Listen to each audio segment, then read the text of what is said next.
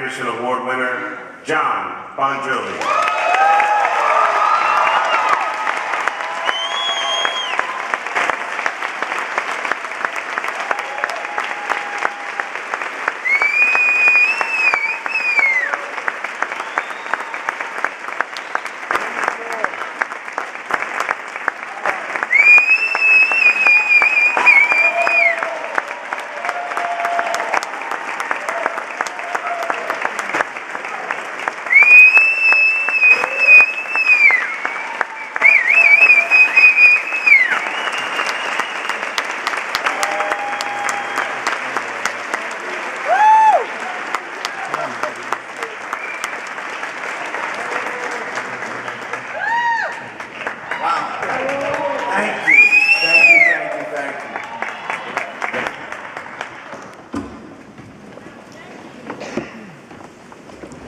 I'd like to thank Wanda Sykes for emceeing tonight.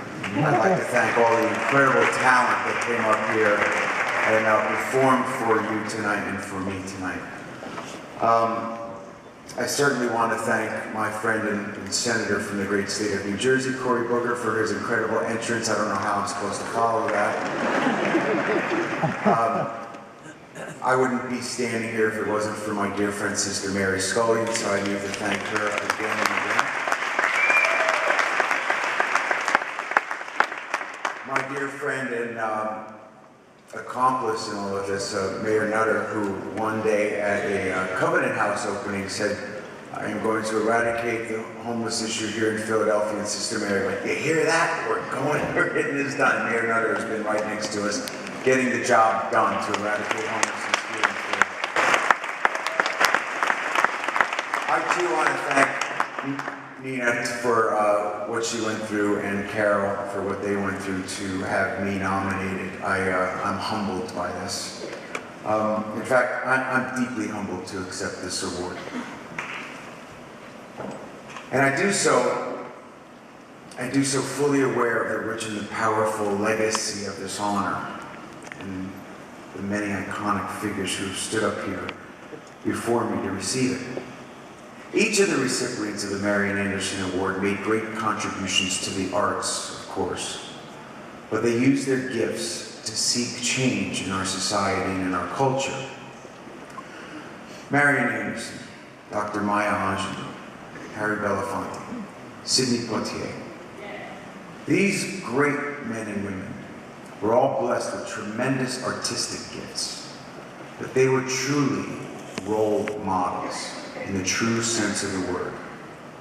Although they were recognized for their gifts, we celebrate them for their actions. Each could have chosen the safe path, but they did not. These are men and women who looked at a problem and didn't turn away, but rather looked at a problem to find a solution. Now, I don't know for certain what motivated these great role models to make the choices that they did. Nothing in my own personal experience can compare to what they went through. I was in fact born in suburban New Jersey in 1962, and I never had to overcome or even witness the type of adversity that Marian Anderson endured.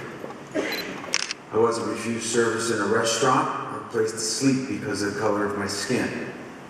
I never had to hide my religious beliefs.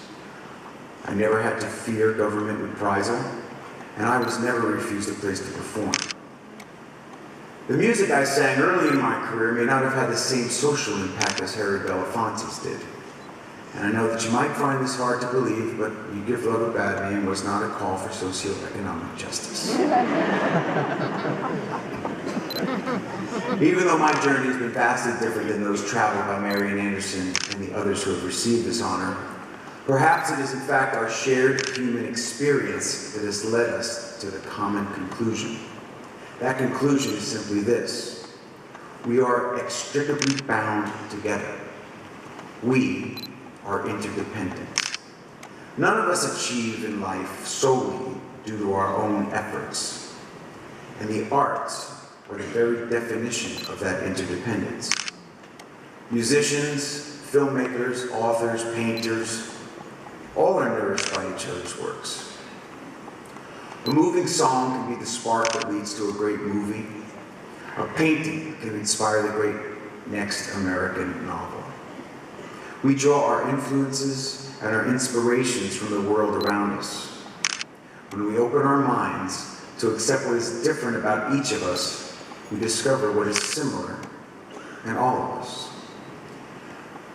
That recognition of our interdependence was imparted to me by my parents and an early role model in my life, a neighbor that I had growing up. His name was Al Parinello. He was a husband, he was a father, and fortunately for me, he was a guitar player. Thanks to his kindness and his interest in me, I was able to take a broken acoustic guitar to his basement and learn how to play a song. It was his faith in me, along with the occasional kick in the butt when I wouldn't practice. It was that first spark that a man has in a young man. It's what led me to what now I can call a career. Now, Al didn't have to do what he did. He wasn't in it for the glory or the riches or the fame. He simply loved music, and his generous heart told him to share that passion with others. He passed in 1995, and to this day, I have Al's initials carved into my guitar as a reminder of the gift that was meant to be shared.